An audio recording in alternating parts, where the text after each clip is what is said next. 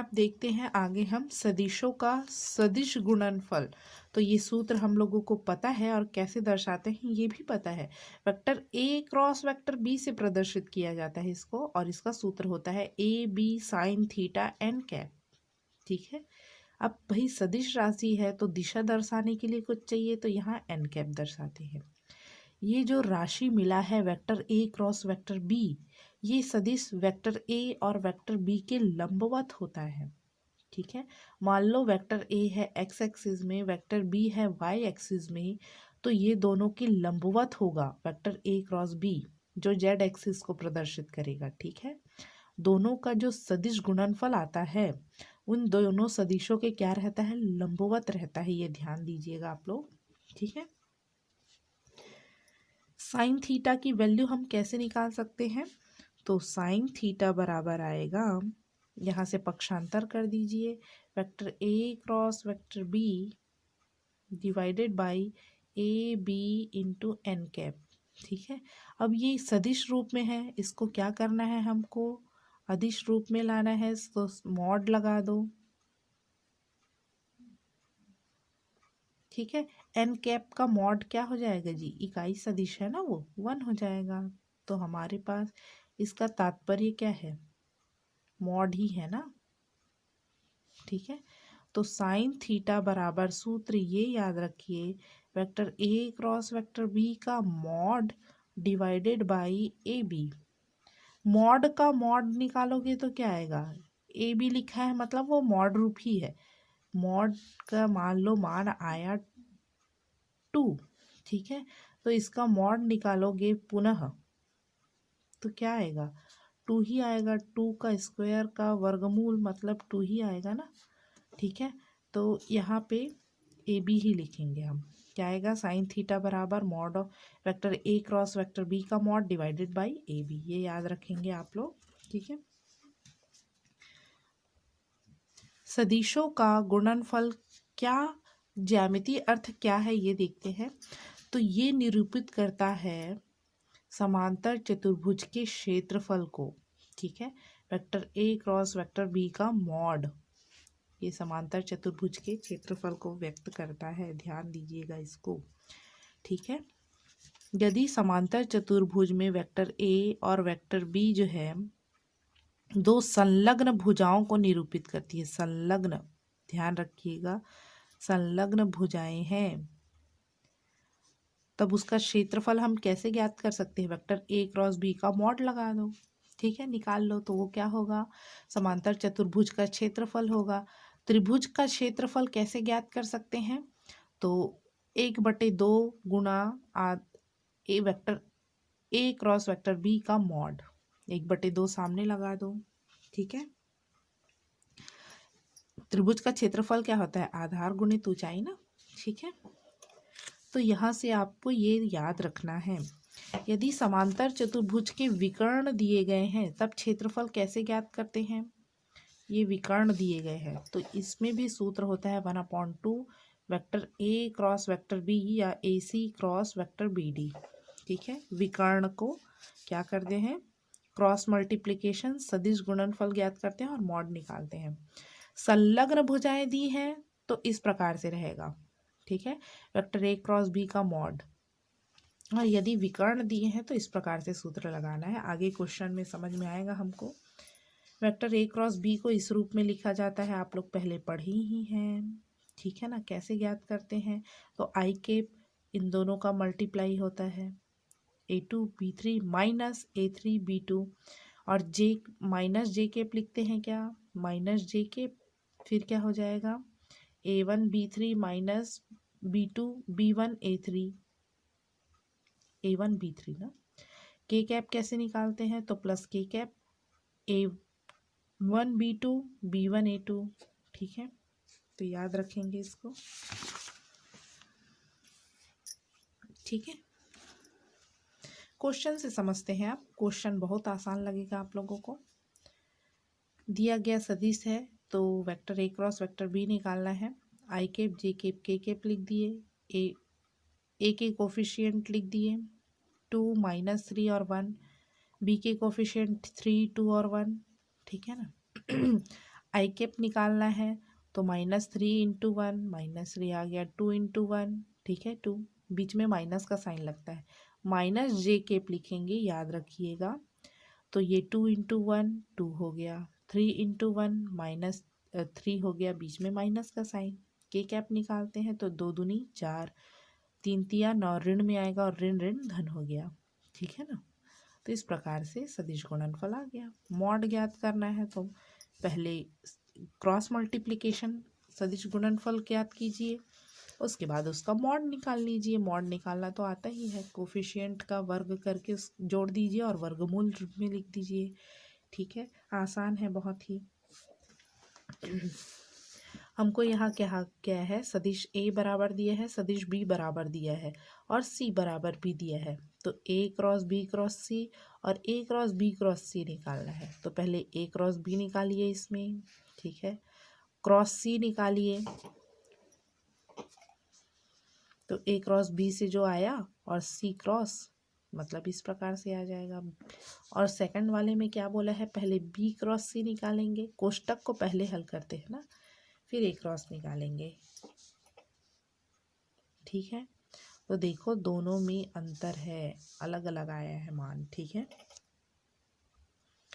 अब आगे क्वेश्चन देखते हैं। सिद्ध कीजिए कि दिया गया सदिश 3i कैप प्लस जे कैप माइनस 2k कैप तथा 2i cap minus 2j cap plus 4k cap दोनों के लंबवत मात्रक सदिश इतना है, ठीक है, तथा सदिशों के बीच का कोण की ज्या 2/√7 है। ज्या मतलब साइन थीटा होता है, इससे ये समझ में आ रहा है कि साइन थीटा वाला फॉर्मूला लगा रहा है, ठीक है ना।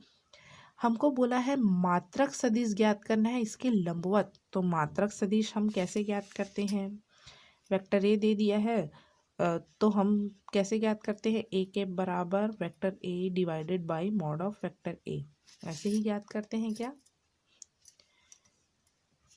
उस सदिश को उसके मॉड से भाग दे दिए, ठीक है, परिमाण से, तो मात्रक सदिश बन जाता है। पर इसमें बोला है दोनों के लंबवत, ठीक है।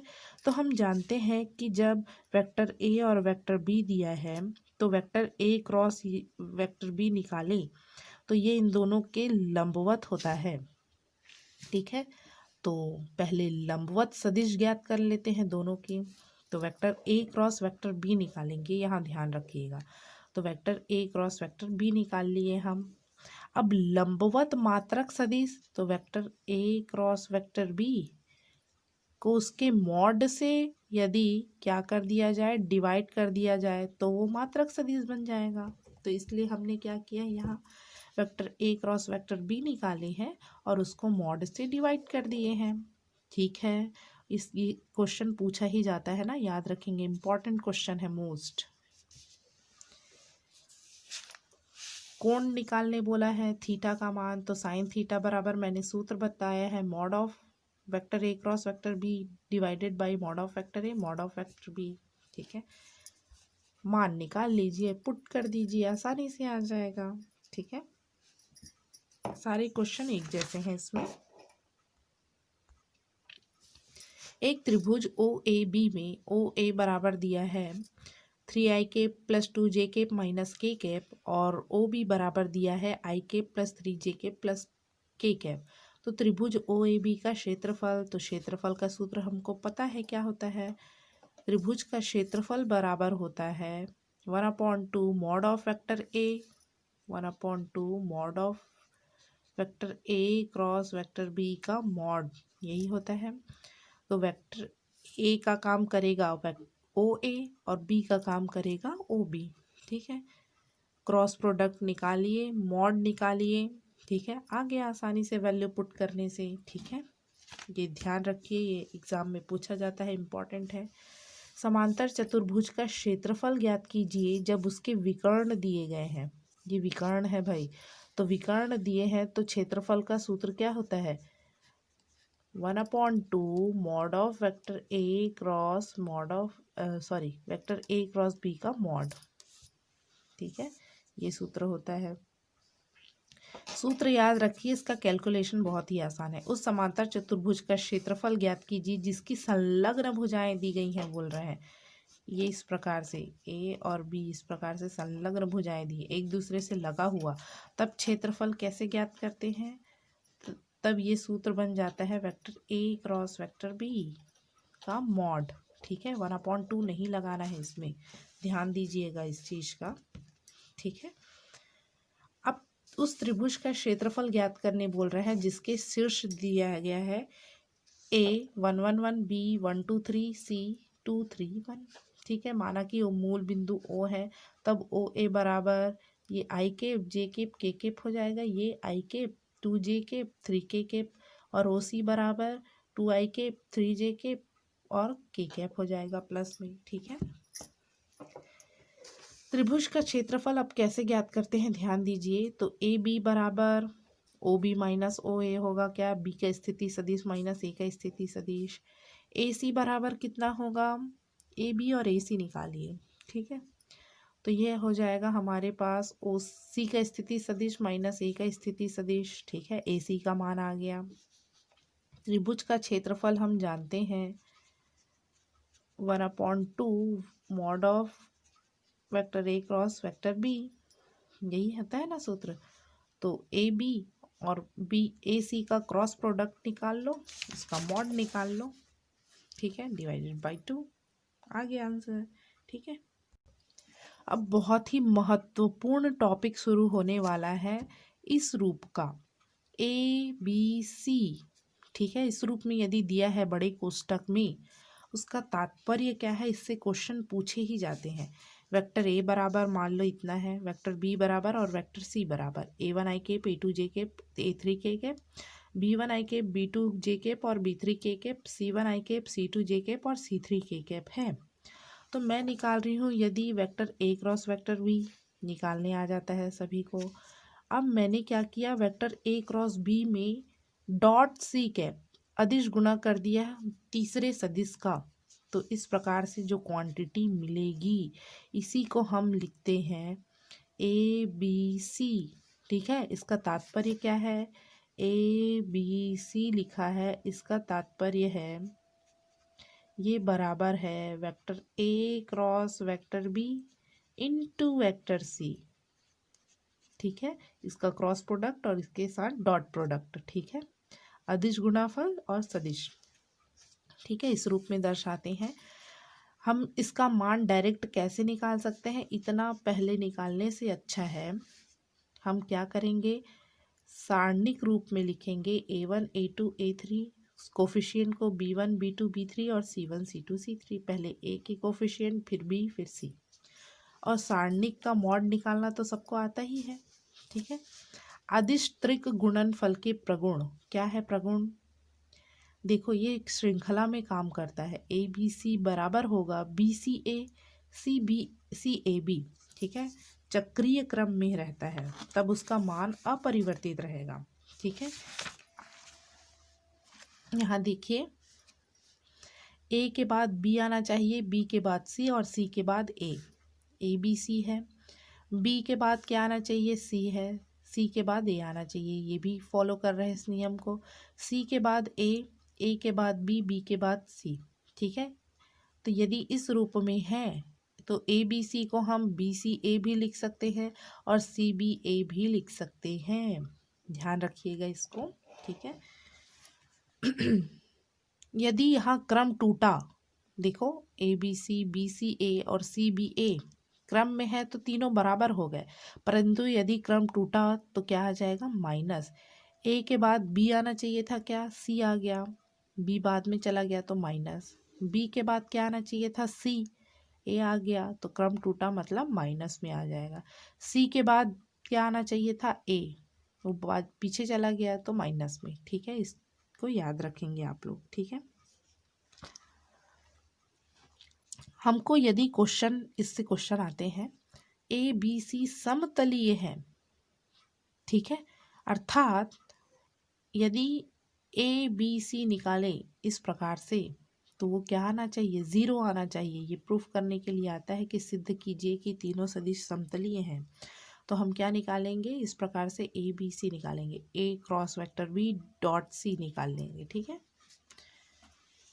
तो वो क्या आना चाहिए, 0, तो वो क्या होगा, समतलीय होगा। ठीक है, यदि ए बी सी में कोई दो समान है, ए हो गया और बी आ गया, तब क्या होगा, तब 0 आ जाएगा भाई उनका गुणनफल।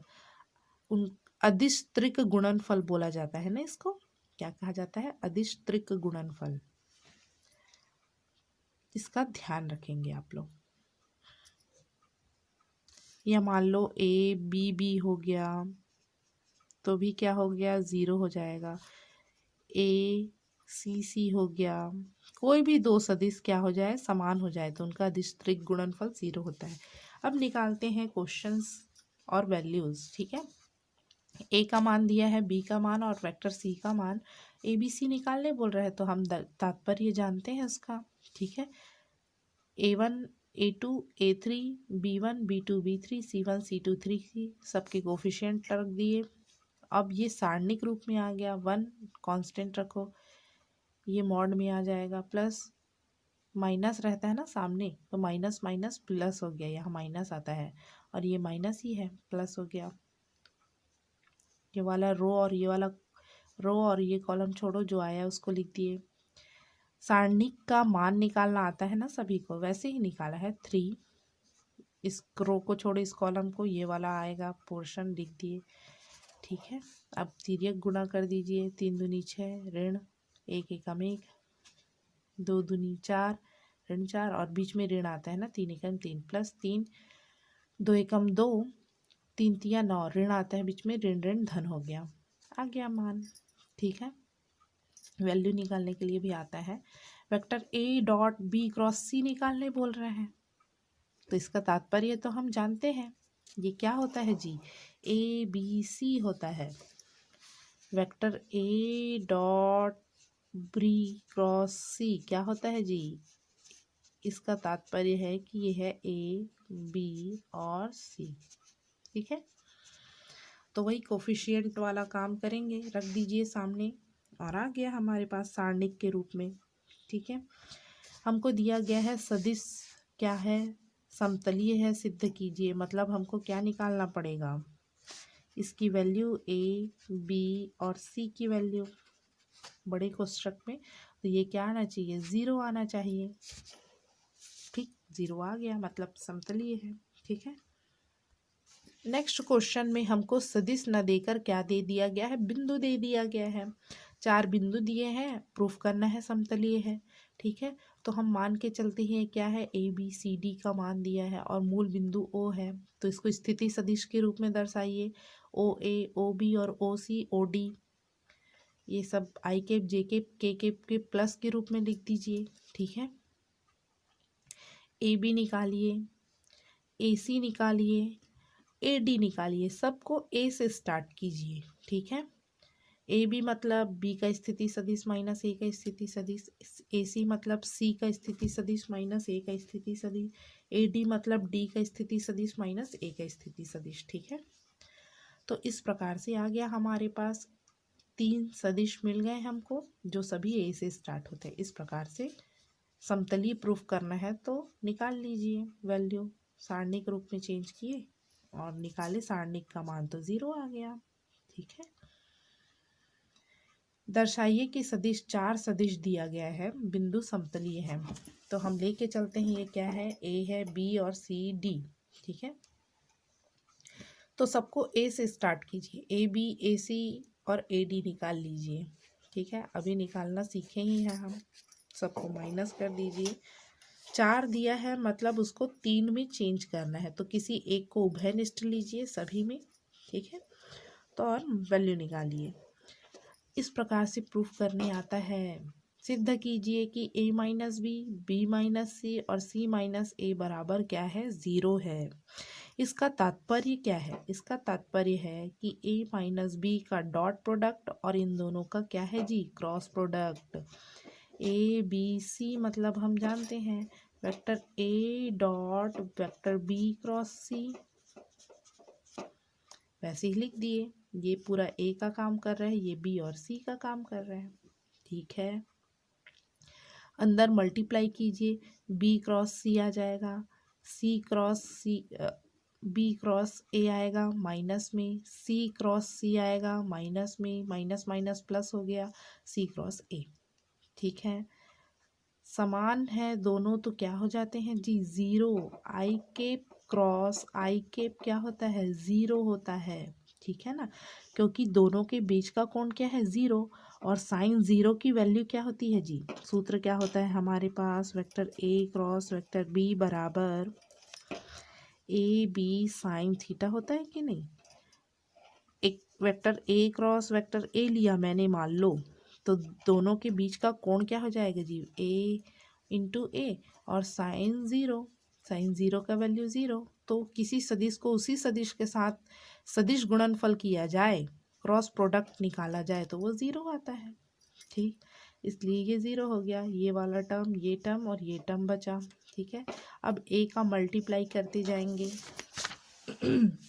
यहाँ ध्यान दीजिए, ये डॉट प्रोडक्ट में है ना, तो A dot B cross C होगा, A dot A cross B होगा, ए डॉट सी क्रॉस ए होगा। ठीक है, वैसे ही बी का मल्टीप्लाई करते जाएंगे, minus B dot B cross C, minus B dot B A cross B, minus B dot C cross A. हम जानते हैं अदिश के त्रिक गुणनफल के गुणधर्म से कि कोई भी सदिश दो बार रिपीट हुआ मतलब वो ज़ीरो हो जाएगा। यहाँ भी देखो दो बार रिपीट हुआ है, ये भी दो बार रिपीट हुआ है, इसमें भी दो बार रिपीट हुआ है। ठीक है, केवल ये वाला टर्म और ये वाला टर्म बचेगा। ठीक है, तो बाकी सब क्वांटिटीज ज़ीरो हो जाएंगी। पहले इस रूप में लिख लीजिए। ठीक है, लिख लिए इस रूप में, तो ये क्वांटिटी और ये क्वांटिटी बचा, बी सी ए। देखो इसको ए बी सी भी लिख सकते हैं, क्या लिख सकते हैं भाई। ठीक है ना, अभी हम लोगों ने पढ़ा है, ये देखो क्रम में है, बी के बाद सी, सी के बाद ए, तो इसको मैं ए के बाद बी सी ये लिख सकती हूँ, तो दोनों का समान हो गया, ज़ीरो आ गया भाई। ठीक है, ये इम्पॉर्टेंट है, ये पूछा ही जाता है, मैक्सिमम क्वेश्चन मैक्सिमम टाइम ये एग्ज़ाम में आता ही है। अभी निकालना सीखे हैं और हम लोग कैसे लिखेंगे इसको, A plus B dot B plus C cross C plus A, अंदर मल्टीप्लाई करते जाइए। ठीक है, समान जो है सदिश उसका गुणनफल ज़ीरो हो जाएगा। ए का मल्टीप्लाई सब साथ कीजिए डॉट लगा के, बी का मल्टीप्लाई सबके साथ कीजिए डॉट लगा के। अब यहाँ ध्यान दीजिए, इसको लिखेंगे ए बी सी, इसमें देखो रिपीट है ये ज़ीरो, ये भी रिपीट है ये भी ज़ीरो, इसमें भी रिपीट है बी बी, इसमें भी है, तो केवल ये वाला टर्म और ये वाला टर्म बचेगा। इसको मैं ए बी सी भी लिख सकती हूँ, आ गया टू। ठीक है, बहुत ही इजी चैप्टर है। ठीक है।